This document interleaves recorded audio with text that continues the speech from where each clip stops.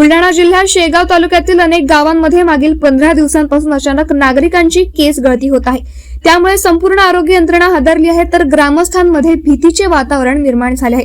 दरम्यान ठोस निदान होत नसल्याने आरोग्य व आयुष विभागाने केंद्रीय मंत्री प्रताप जाधव यांनी देशभरातील तज्ञ शास्त्रज्ञ आणि डॉक्टरांना 2 दिवसांसाठी या गावात पाठवून येथील विविध वस्तू, खाद्यपदार्थ, पाणी, शरीरावरील केस, नख आदींचे नमुने घेतले आहेत। त्याचा निकाल अजून येणे बाकी आहे। या भीतीपोटी या भागातील काही नागरिकांनी आंघोळ करणे देखील टाळले आहे। शिवाय वैयक्तिक स्वच्छताही बंद केल्याचा प्रकार निदर्शनास आला आहे। हा प्रकार चुकीचा असून नागरिकांनी कुठल्याही अफवांना बळी न पडता दैनंदिन आंघोळ आणि शरीराची वैयक्तिक स्वच्छता ठेवण्याचे आवाहन बुलढाणा जिल्हाधिकारी डॉक्टर किरण पाटील यांनी माध्यमांशी बोलताना केलं आहे। सद्यस्थितीत एकूण 180च्या सुमारास पेशंट्स असून या सर्वांना आपण अँटीफंगल, विटॅमिन्स ह्या वेगवेगळी औषधं डॉक्टरांच्या सल्ल्याने आपण ते चालू करण्यात आलेले आहेत। या आजाराचा शोध घेण्याचा प्रयत्न विविध स्तरावरून सर्वच तज्ज्ञ डॉक्टरी मंडळींच्याकडून होत आहे। याच्याकरिता जिल्ह्यामध्ये युनानी, होमिओपॅथी, आयुर्वेदिक आणि शिवाय ICMRची टीम देखील दाखल झालेली आहे। यापूर्वी गव्हर्नमेंट मेडिकल कॉलेज अकोला तसेच वैद्यकीय महाविद्यालय राज्यातील अन्य जे आहेत तेथील देखील पथके इथे येऊन त्याच्याबाबतचा अभ्यास करून गेलेले आहेत। अद्यापही जो काही आपल्याला निष्कर्ष यायला पाहिजे किंवा शोध लागायला पाहिजे तो अद्यापही तितकासा असा ठोस कोणत्याही स्वरूपाचं कारण त्याच्याबाबतचं कळू शकलेलं नाही आहे। याकरिता विविध तज्ज्ञांनी आपले बाधित रुग्णांचे सॅम्पल्स, नख, रक्त नमुने, नंतर मृदाचे पण काही नमुने, केसांचे नमुने हे सर्व ते घेऊन गेलेले आहेत। त्याशिवाय जे काही खाद्यपदार्थ असतील आणि शिवाय तेल, शॅम्पू ही देखील जी काही वस्तू आहेत या सर्व साधनसामुग्रीची वेगवेगळ्या लॅबोरेटरीमध्ये टेस्टिंगकरिता घेऊन गेलेले आहेत। सद्यस्थितीत कोणत्याही स्वरूपाचं विशेषतः पाण्याने जे काही याचं काही बाधा झाली अशी सुरुवातीला एक प्राथमिक शंका होती, परंतु त्याच्या संदर्भात देखील जिल्हा प्रशासनाने तातडीने त्याच वेळेला लीड, आर्सेनिक, कॅडमियम, मर्क्युरी यासारखे हेवी मेटल्स देखील पाण्यामध्ये आहेत किंवा नाही हे तपासण्यासाठीचं विशेष प्रयोगशाळेमध्ये आपण त्याचं तपासणी करून घेतलेली आहे। त्याच्यामध्ये या सर्व हेवी मेटलपैकीचं कुठलंही एकही मेटल त्याच्यामध्ये आढळून आलेलं नाही।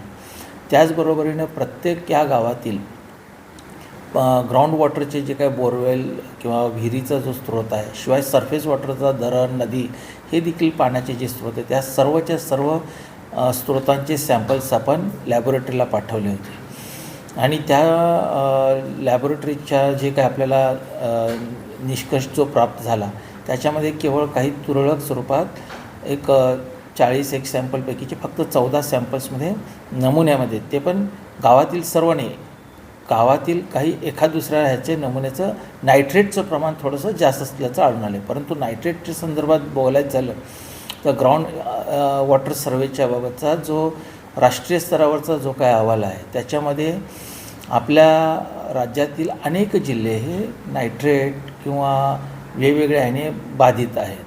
फ्लोराईडनं आहेत, काही आयर्ननं आहेत, परंतु हे नायट्रेट काय आजच काय वाढलेलं प्रमाण आहे आणि त्याच्यामुळं बाधित होत आहेत अशातला कुठला भाग नसून हे दीर्घ कालावधीपासून अनेक वर्षांपासून तो जो काही भाग आहे तो विशेषतः पाणी जे काय आहे क्षारयुक्त असल्याचं अनेक ठिकाणी ते आपल्याला वेळोवेळी आढळून देखील आहे आणि ते सर्वांना कल्पना देखील आहे। म्हणजे पूर्वपरंपरापासून त्या पाण्याचा वापर देखील होत आला आहे। त्यामुळे अचानकच नायट्रेटचं प्रमाण वगैरे वाढलं किंवा ते प्यायला पाणी अयोग्य आहे असं आपल्याला म्हणता, प्यायला पाणी अर्थात ते अयोग्यच आहे। नायट्रेटचे नमुने जे आले आहेत जास्त होताचे ते तर आपण सांगितलेलंच आहे सर्व नागरिकांना की त्याचा वापर पिण्यासाठी करू नये, परंतु अन्य अनेक सोर्स आहेत ज्याच्यामध्ये नायट्रेट आढळून आलेलं नाही आहे, तर त्या पाण्याचा वापर आपण पिण्यासाठी, आंघोळीसाठी निश्चितपणे आपण ते करू शकतो आणि त्याचा वापर व्हायला पाहिजे।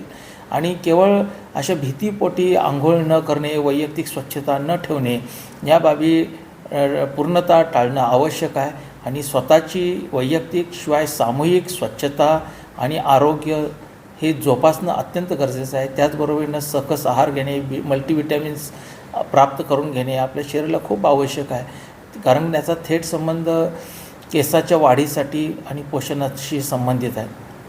त्यामुळं मी भेटीमध्ये आता ICMRचे जे काही डॉक्टर्स होते त्यांचं देखील हेच म्हणणं आहे की ह्या जो काही आजार आहे हा कोणत्याही पाण्याने झाल्याचं प्राथमिकदृष्ट्या दिसून येत नाही आहे आणि त्याच्याबाबतचं काय नेमकं कारण आहे तर याचा पुढील काही कालावधीमध्ये नक्कीच शोध लागेल आणि याचे प्रयोगशाळेतून वेगवेगळ्या ह्या रक्ताचे केसांचे जे काही नमुने घेतलेले आहेत नखाचे घेतलेले आहेत तर त्याचा अहवाल प्राप्त झाल्यानंतर त्या बाबतीत पुढील योग्य ती कारवाई करण्यात येईल. पण तुर्तास अँटीफंगल ट्रीटमेंट चालू आहे.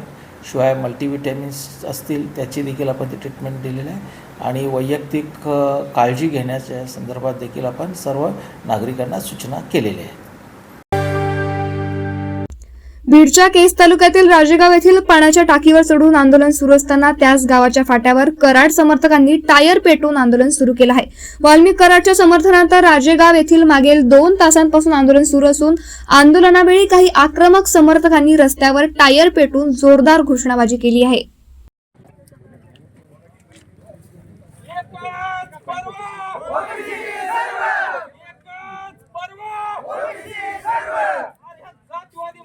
करायचं काय खाली मुंडका वर पाय जातवादी मनाचं करायचं काय खाली मुंडका वर पाय बिनवाद्याचं करायचं काय खाली मुंडका वर पाय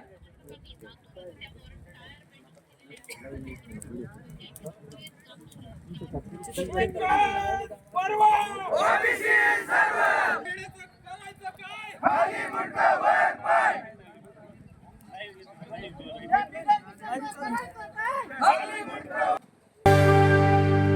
बुलडाणा जिल्ह्यातील शेगाव तालुक्यात गेल्या 20 दिवसांपासून केस गळतीमुळे ग्रामस्थांमध्ये भीतीचे वातावरण आहे.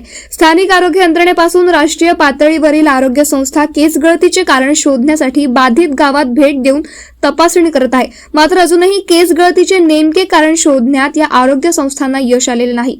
राष्ट्रीय पातळीवरील संस्थांना देखील या केस गळतीचे नेमके कारण सापडत नसले तर आंतरराष्ट्रीय आरोग्य संस्था WHOला या प्रकरणात पाचारण करण्याची मागणी यावेळी शिवसेना ठाकरे गटाचे संपर्क प्रमुख नरेंद्र खेडेकर यांनी केली आहे. वास्तवलेले त्यांना हेच कळत नाही की नवऱ्याला आहे, मुलाला आहे, आईला आणि मुलीला नाही. एका घरामध्ये जर समजा 4 लोक राहतात तर 2 लोकांनाच काय, त्यांचं राहणीमान सारखंच आहे, त्यांचं अन्नप्राशन करणं सारखंच आहे, ते पाणीही सारखंच पितात. मग असं का, तर याचं उत्तर प्रशासनानं द्यावं ना. कुठंतरी व्हिटॅमिन डिफिशियन्सी तेही ते नाकारतात. कुठंतरी विशिष्ट एखाद्या कार्यक्रमामध्ये जेवण केलं असेल तर वेगवेगळ्या गावाच्या वेगवेगळ्या जाती धर्माचे समूह आहेत ते कुठंतरी एकत्रित एखाद्या पंक्तीमध्ये जेवलेच नाही. म्हणून नुसतेच कारणावर कारणं सांगू राहिले परंतु परफेक्ट कारण कुणाजवळच नाही. बरं मग आम्ही काय करावं ते तर सांगा, काय करू नये ते सांगा. जसं करोनाच्या काळामध्ये मास्क आपण चेहऱ्याला लावणं बंधनकारक होतं. मग आता आम्ही डोकं बांधून ठेवायचं का जिथं आमचे केस आहे तिथं? जर दाढीवरचे केस जात असतील तर दाढी बांधून ठेवायची का? आम्हाला काही तर सांगा, कशामुळे जातं हे तर सांगा. परंतु त्या बाबतीमध्ये काही नाही. प्रयोगावर प्रयोग चालू आहे. कोणी त्या ठिकाणी ऑइल देतं डोक्याला लावायचं, कोणी पोटामधून घेण्याचं औषध देतं, कोणी टॅबलेट देतं, कोणी कॅप्सूल देतं आणि कोणी रोज हजेरी घेतं. आणखी कोणी वाढलं का? हो म्हटलं, त्याच्या टेस्ट केल्या जातात, ब्लडच्या टेस्ट आहेत. असा सगळा हा प्रकार चालू आहे. तर आमची त्वरेनं गंभीर प्रश्न निर्माण होण्याआधी, नाही तर टीमा तर सगळ्या येऊन गेल्या, त्यांनी त्यांचं काम करून गेले जे काही त्यांना करायची होती डागडुजी. परंतु ते गेल्यानंतर मग स्वाभाविकपणे त्यांनी केलं काय हा प्रश्न आम्हाला पडलेला आहे. ते गेल्यानंतर इथली प्रादुर्भाव सगळा संपूनच ते गेले पाहिजे होते. परंतु ते जसजसे दिल्लीकडे गेले तसतसे इथले गावं दुसऱ्या गावामध्ये प्रवेश केला. रुग्ण दुसऱ्या गावामध्ये वाढत चालले. रोग हा प्रतिबंध होण्याऐवजी दुसऱ्या तालुक्यामध्ये एंटर केला. यांच्या महिनाभर थांबेपर्यंत आपलं घाटाघालचा पूर्ण एरियाच कव्हर होईल असं मला वाटतं.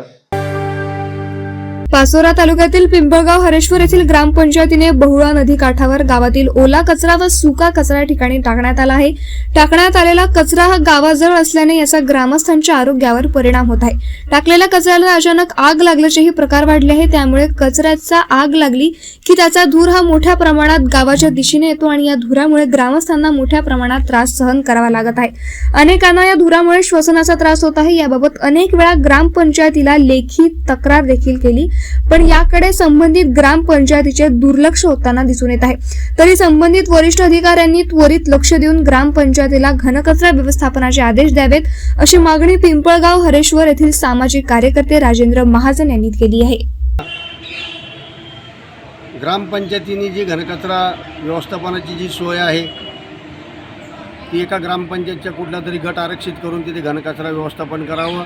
ओला कचरा व सुका कचरा याची विल्हेवाट लावून तिच्यासाठी काहीतरी जो लोकांना होणारा त्रास तो कमी करावा. या घनकचरा डेपोला गावाच्या जवळ टाकल्यामुळे सतत वारंवार आग लागत असते व त्याच्यामधून प्लास्टिक पन्न्या वगैरे याचा जो धूर निघतो त्यामुळे लोकांना श्वसनाचे त्रास होत असतात.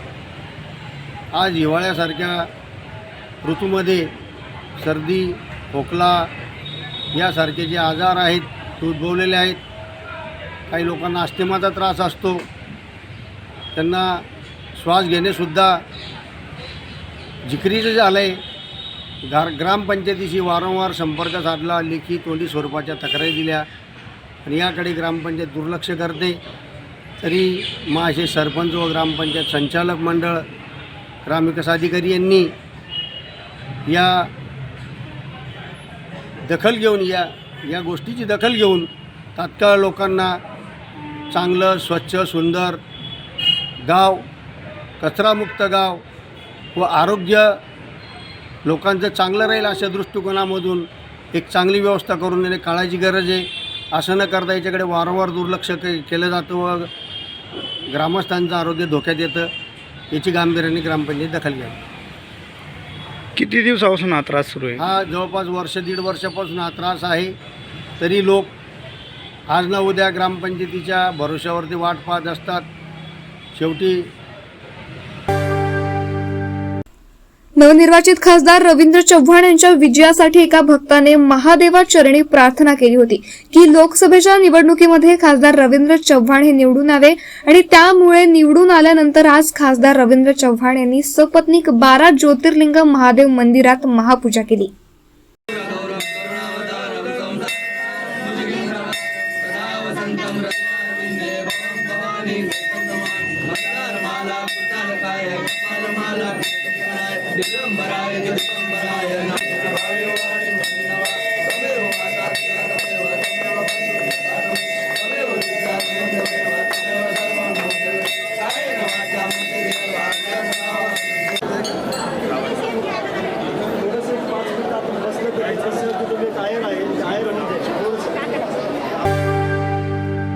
भारताला स्वच्छ आणि सुरक्षित बनवण्यासाठी घनकचरा व्यवस्थापनात माहिती आणि संवाद तंत्रज्ञानाच्या भूमिकेवर चर्चा करण्यासाठी एक राष्ट्रीय परिषद आयोजित करण्यात आली.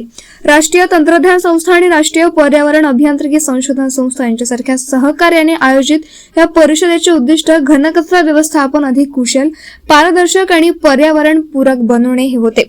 परिषदेत आर्टिफिशियल इंटेलिजन्स, मशीन लर्निंग आणि जिओ इन्फॉर्मॅटिक्स सिस्टम यांच्यासारख्या प्रगत तंत्रज्ञानाच्या वापरावर चर्चा करण्यात आली. या तंत्रज्ञानाद्वारे कचऱ्याचं संकलन, विल्हेवाट आणि पुनर्चक्रण प्रक्रियांचा सुलभ आणि कार्यक्षम बनवण्यावर भर देण्यात आला. देख ही रहे हैं आईसीटी एंड वेस्ट मैनेजमेंट, तो उसके ऊपर चर्चा हमने फर्स्ट हाफ में ये की थी कि वेस्ट जनरेशन से लेके घरों में वेस्ट कलेक्शन से लेके all the way to treatment and disposal. So collection, source aggregation, collection, treatment, composting, biomethanation और फाइनली अगर आपको लैंडफिल करना पड़े, ऑल्दो रूल कहता है कि लैंडफिल नहीं करना है, बट हमको पता है कि थोड़ा बहुत लैंडफिल तो आपको करना पड़ता है, तो उसमें किस तरह से आईसीटी हेल्प कर सकती है. जो टूल्स अवेलेबल हैं आज के दिन में मार्केट में, कुछ लातूर में जो काम हो रहा है उसका भी हमने देखा कि किस तरह से लातूर में लोग उसको यूज कर रहे हैं. तो वैसे बाकी जगह भी हमने सुना, इंदौर में कैसे काम हो रहा है या मैंगलोर में कैसे काम हो रहा है, क्योंकि हमारे ऑल ओवर इंडिया से लोग आए हुए हैं. तो उसके बेसिस पे हमने एक मतलब ये कह सकते हैं कि एक चिंतन किया उसको और ब्रेनस्टॉर्मिंग किया, जो उसको अंग्रेजी में ब्रेनस्टॉर्मिंग बोलते हैं, और बेस्ड ऑन दैट हम लोग सोच रहे हैं कि इसको बाकी जगह कैसे किया जा सकता है. डिस्ट्रॉय किसको? सी डिस्ट्रॉय तो आप नहीं कर पाएंगे, सिर्फ उसको आप फॉर्म चेंज कर सकते हैं, है कि नहीं. कोई भी चीज जो पीरियोडिक टेबल पे होता है उसको हम डिस्ट्रॉय नहीं कर सकते, तो उसका खाली एक फॉर्म से दूसरे फॉर्म में चला जाता है. तो उसको कैसे, जैसे रिसाइकलिंग या रिसोर्स रिकवरी अगर आप वेस्ट को गवर्नमेंट जैसे हमारा रूल्स बोलता है गीला कचरा और सूखा कचरा को अलग अलग रखना है, वो काम अगर हम नहीं करेंगे तो कुछ भी नहीं होता है आगे उसके बाद। तो सूखा कचरा अगर है तो उसको रिसाइकल किया जा सकता है। अगर आप देखें पेपर, अगर आप आज बाजार में जाके पेपर खरीदें और नोटबुक खरीदें तो उसमें लिखा होता है 20% रिसाइकल कंटेंट, 30% रिसाइकल कंटेंट, क्योंकि पेपर जहाँ उसको मिलता है बहुत बार वो पेपर एक्चुअली बाहर देश से भी आता है जो हम यहाँ रिसाइकल करते हैं, क्योंकि हमारा पेपर कलेक्शन सिस्टम में गंदा हो जाता है। तो अगर एटलीस्ट हम सूखा और गीला को अलग अलग रखेंगे तो पेपर, प्लास्टिक, ग्लास, इन सब की रिसाइकलिंग की मार्केट है, ऐसा कि नहीं है। और फूड वेस्ट से भी आप कंपोस्ट बना सकते हो, जैविक खाद जो बोलते हैं हम, या आप उसको बायोमिथनेशन करके बना सकते हैं। सीबीजी की अब हमारे मिनिस्टर साहब भी बात करते रहते हैं कि भाई हमें सीबीजी करना है, उन सब चीज़ें, और हमारा बहुत सारा प्रोग्राम भी है गवर्नमेंट का जो कि इन चीज़ों को सपोर्ट करता है। तो it can be done, it's not that it can not be done. Problem implementation में प्रॉब्लम है, जहाँ की इम्प्लीमेंट नहीं हो पा रही है चीज़ें। Technologies are also there, but to have the proper implementation of technology, that's where the problem comes. Sir, ये एनजीटी की 2018 की जो आदेश है धारा 15 के अनुसार, वो राज्य प्राधिकरणों ने कहीं ना कहीं चिंता जताई है। जो राज्य प्राधिकरण की जो शिथिलता है कानून में, उसको लेकर क्या कैसे तेजी ला सकते हैं? और उसपे अब एनजीटी ने अब चिंता तो हम और आप भी देख रहे हैं, एनजीटी ने उसको बोल दिया, बट हम लोग भी देख रहे हैं कि जिस पर स्पीड से काम होना चाहिए उस स्पीड से नहीं हो पाती है। तो हमारा कैपेसिटी बिल्डिंग की जरूरत है, both I would say hard capacity as well as soft capacity. ULBs के पास प्रॉपर इक्विपमेंट्स और सारे कुछ एज पर स्वच्छ भारत मिशन धीरे धीरे हो रहा है। मैं हमेशा चीज़ों को हाफ फुल की तरह से देखता हूँ। मैं अगर पर्सनली मैं बोलूँ, ऐसा नहीं है कि कुछ भी नहीं हो रहा है, लोग चीज़ें धीरे धीरे बढ़ रही हैं। यस, एनजीटी को चिंता है कि इसको और स्पीड से होना चाहिए। हम लोगों में से बहुतों को होगा कि भाई चीज़ें और स्पीड से बढ़नी चाहिए, और ज़्यादा से ज़्यादा लोग ट्रेंड मैन पावर चाहिए हमारे वेस्ट मैनेजमेंट सेक्टर में। अभी क्या हो रहा है कि इवन आप देखें तो वेस्ट मैनेजमेंट की उतनी बहुत ज़्यादा ट्रेनिंग नहीं होती, खास करके जो लोग ग्रास रूट लेवल पे काम करते हैं उनको ट्रेनिंग देना, और ट्रेनिंग उनके लैंग्वेज में देना। अब जैसे बहुत बार आप नर्मदा काठावरील गावांना सेवा देण्यासाठी नवनवीन बोट अँब्युलन्स जिल्हा परिषदेच्या माध्यमातून उपलब्ध करून देण्यात आली असून या बोटीचे लोकार्पण हे जिल्हा परिषदेचे अध्यक्ष डॉक्टर सुप्रिया गावित यांच्या हस्ते करण्यात आले।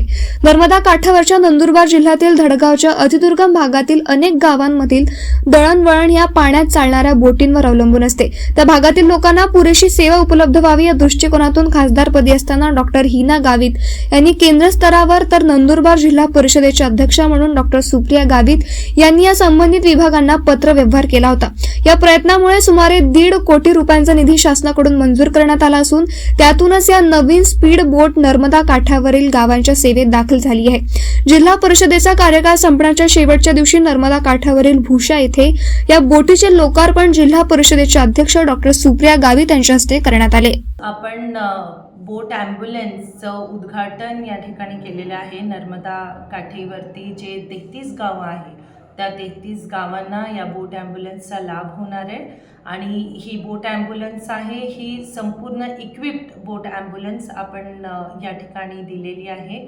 आणि आपण CSRकडे मागणी केली होती, त्या CSRमधून हिनाताईच्या माध्यमातून आपण मागणी केली होती, आणि जिल्हा परिषदच्या पाठपुरावाने आपल्याला ही ॲम्ब्युलन्स भेटलेली आहे।